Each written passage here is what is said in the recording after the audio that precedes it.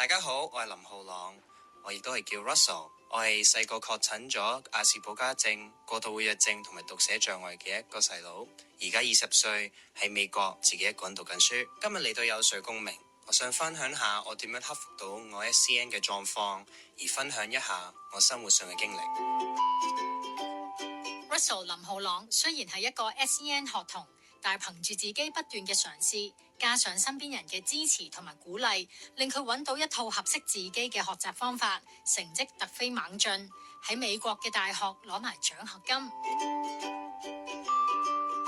咁有陣時咧，我都諗咗好耐，點解呢？要搞咁多年嘅培養，阿媽先至肯俾我去美國？點解搞咗咁多年嘅訓練、情緒控制、過度活躍嘅控制、閱讀寫障礙嘅控制，教咗我咁多年，先至肯帶我過去，俾我自己一個人去美國。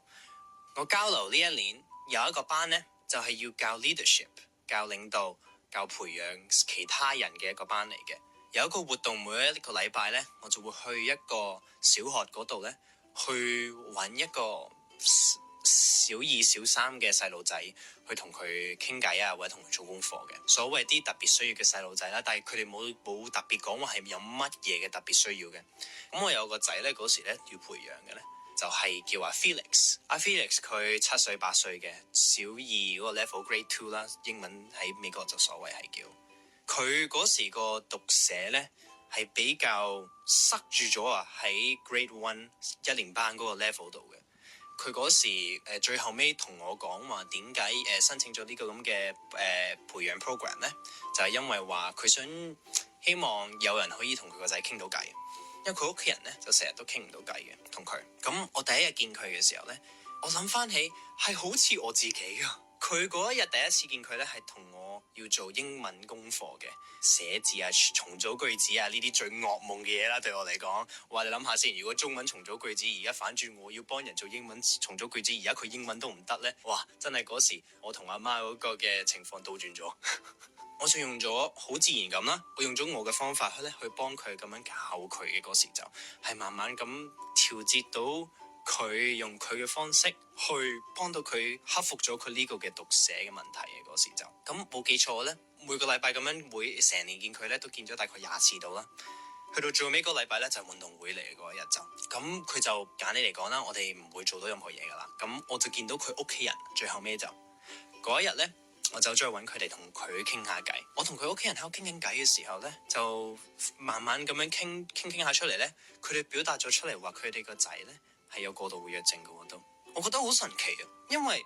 我同佢講嘢係夾得好順嘅。我嗰時都有第二個仔呢，都要同佢一齊去傾嘅。我有兩個同事學校要去嘅，但係我對 Felix 夾嘅時候，嗰時係夾得好自然。我哋兩個傾嘢好順暢嘅。教咗佢之後，佢好快咁 pick up 到，佢好快咁接收到我想做嗰個方法，佢又好容易明白嘅。最後尾喺個班度要做個分享會，我好記得我分享緊嘅故事嘅時候，我喺度喊緊嘅。我嗰時係覺得我好感動，我好多謝我媽咪爹哋去花咁多時間去培養，而開埋成立咗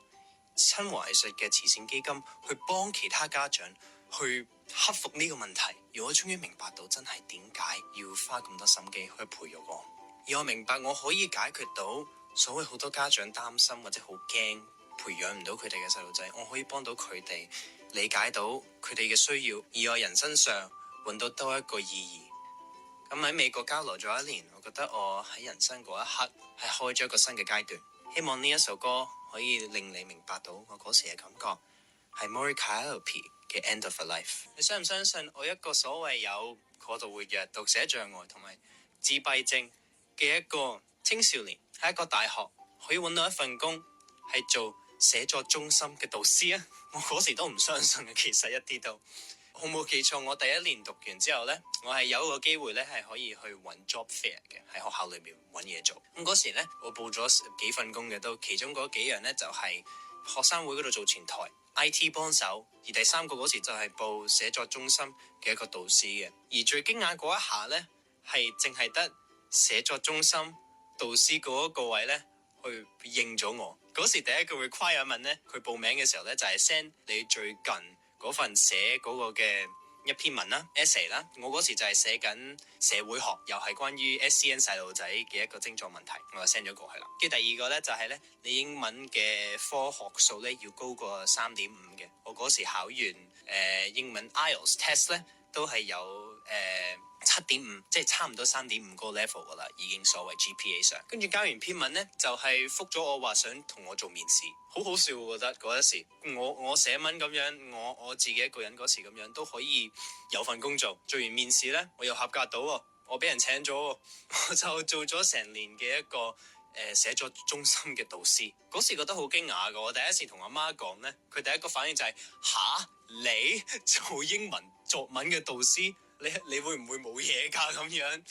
但係發覺咧，我做呢份工咧，唔係做過關於幫人寫嘢嘅。咁我覺得唯一一個原因我做到呢樣嘢咧，我好記得嗰時面試完之後會同我講話，我個 writing style， 我寫文嗰個風格咧係好特別啊！佢話我寫完個文出嚟咧，佢睇完之後覺得咧係好似喺度同人傾緊偈。因為嗰時我學咗一個方法去寫文，去克服咗寫文呢個問題咧，就係喺度自己喺度周圍行下喺間房度。周圍喺度諗緊嘅時候呢，就喺度自言自噏。我呢個問題，佢要我揾咁多嘅資料去諗。好，揾完資料之後喺度周圍行住睇，搭緊車嘅時候睇，跟住之後瞓緊覺嘅時候都諗下咁樣諗緊呢個資料我可以用嚟寫咩呢？哦，我呢個資料可以表達到點解有 SEN 有咁多嘅困難。我點解呢個資料係表達到點解我哋 SEN 細路仔有呢個嘅需要，而話俾你知，對你嚟講冇呢個需要，但係喺表面上你冇呢個需要，我哋表面下係有呢個需要，要覺得好驚訝㗎。嗰時係真係幫到好多唔同嘅人呢，去寫面試書啊、作文啊、讀書報告啊。咁我做嘢嘅時候覺得好好笑㗎，啲人同我嘅系統都好唔同，同埋對我嘅程度都好唔同。有啲叻過我好多嘅，有啲都要需要幫手嘅，都有好多。都成日同我傾偈嘅時候咧，係有好多 idea， 好多主意出到嚟，係即刻幫到佢哋話：咦，點解我冇咁樣諗過可以咁寫嘅？咁我覺得喺呢個感覺上，我覺得好成功。我係唔係淨係幫到自己，同埋唔係淨係幫到我自己嗰類型嘅人呢？係可以同所謂我咁講啊，正常人溝通到，正常人幫到佢哋。我覺得我克服咗嗰時一個好大嘅問題，就係我好唔中意寫文，我好唔中意去諗下點樣寫嘢，而我覺得好開心，係可以做到所謂正常人做到嘅嘢。咁希望我發現到呢個咁嘅新方法同埋感覺，可以喺呢一首歌轉移到俾你，係 Porter Robinson 嘅 Look at the Sky。SEN 學童 Russell 林浩朗歌曲傳情，引發你嘅共鳴。嗰時準備咧就要去讀副學士啦，去大學。咁嗰時適應個環境咧係好，我覺得好困難嘅。一開頭嗰幾個禮拜同埋嗰幾個月，因為第一你由小學、中學咧就一定有個 schedule， 有個行程你要去跟嘅。上堂幾時上堂，食飯幾時食飯，跟住之後幾時放學咁樣，每一堂有個標準嘅時間。但係你由嗰度上去大學咧，完全唔同咗㗎。你淨係返2-3日學，但係你返嗰2-3日咧，又係淨係返嗰4個鐘一次過咁樣就完㗎咯喎。跟住之後返屋企，你有成16個鐘頭做乜嘢啊？你要自己管理自己啊嘛。過度活躍又集中唔到，自閉症又控制唔到，讀寫障礙又做好耐啲嘢，搞到我成日咧係好困難啊，係好唔明白點解我唔可以好似其他人咁樣坐喺度專心做完之後你先至再玩啊咁樣噶嘛。我去到有一個位咧，就第一學期嗰時咧就上緊有一個班咧係叫英文寫作嘅自我管理，係嗰啲第一個學期一定要你讀嗰啲班啦。嗰時就所以我發覺嗰時咧個教授咧雖然講嗰啲嘢咧係比較正常系統啲嘅方法咧，我都融入到嘅。我冇記錯嗰時咧，佢同我講咧就係每個禮拜有一個 deadline 嘅嗰一日就。總之任何情況下，你唔好最後尾嗰一日咧先至去睇你要做嘅嘢就冇問題噶啦。你如果最後尾嗰一日做都冇問題，但係你至少第一日咧或者第二日咧睇咗先，因為你睇咗個內容之後咧，你個腦會喺度咧唔覺意咁咧開始咧成日都會話冇嘢做啦，諗下啲咩咧？我哋諗下你學校嗰啲嘢咯，諗下你做嘢嘅時候要做啲咩咯。你去到最後尾嗰日先睇你要做咩咧？你去到最後尾得翻24小時嗰個時間咧，嗰個窗口咧就一定唔夠時間嘅。你俾成個禮拜你自己去諗。我哋過度活躍症，我哋自閉症啲人咧係好中意自己同自己諗嘢，自己同自己喺度講嘢嘅。咁透過呢一個嘅所謂嘅困難啦，我哋講。用呢個困難變咗做一個益處呢，係一個好重要嘅發現，我覺得對我嚟講，因為呢，原來我唔使成日咧喺一個話我一定要做嘢，我一定要做嘢嘅態度上咧係讀到書嘅。嗰時第一次試呢個方法嘅時候，發覺啲 deadline 咧係唔得人驚嘅。讀完2年嘅年尾咧，我個 GPA 咧 average 咗出嚟咧係3.4，即係算高嘅嗰時。去到我而家讀緊第2個大學嘅時候咧，去準備由副學士讀到上去學士嗰個位咧，我係收到2500蚊美金嘅獎學金嘅每個學期。我覺得好驚訝㗎，我可以做到啲咁強嘅嘢，唔係代表我讀唔到書啊！真係唔係代表我一生人有呢個咁嘅狀況，有 SCN 嘅狀況係讀唔到書冇人生住啊！有你自己嘅方法，有你自己嘅發現，環境係可以明白到你，融合到你嘅系統呢，係好重要嘅。上到大學，我覺得係人生嗰時係最開心嘅2年，讀書又讀到，又有朋友交流到。我希望呢一首歌係可以表達到嗰時嘅心情係有幾好嘅，係 American Authors 嘅 Best Day of My Life。完4年書喺美國，而家繼續追緊我個學士呢。今年暑假決定翻咗嚟唞一唞先嘅。咁翻到嚟呢，我個感覺係好休息到。我發覺我自己一個人喺美國嘅時候，好多嘢都好執着，好多嘢都好想做好啲，有好多嘢都想慳啲，有好多嘢想要自我管理到。翻到嚟屋企係可以放鬆到，有一個屋企人係可以明白到點解我個人呢係有陣時會突然嗌，點解我個人呢做嘢係做得好慢，點解我個人呢係寫嘢或者睇嘢溝通都要搞好耐，係一個好容易放鬆到嘅一個環境啊！喺屋企度，我好感恩我而家20歲，仲有一個咁幸福嘅家庭係可以一齊咁樣住嘅。我家姐成日都可以同我傾到偈，一齊玩到，而佢工作上有乜嘢唔妥，我亦都可以同佢一齊傾心情。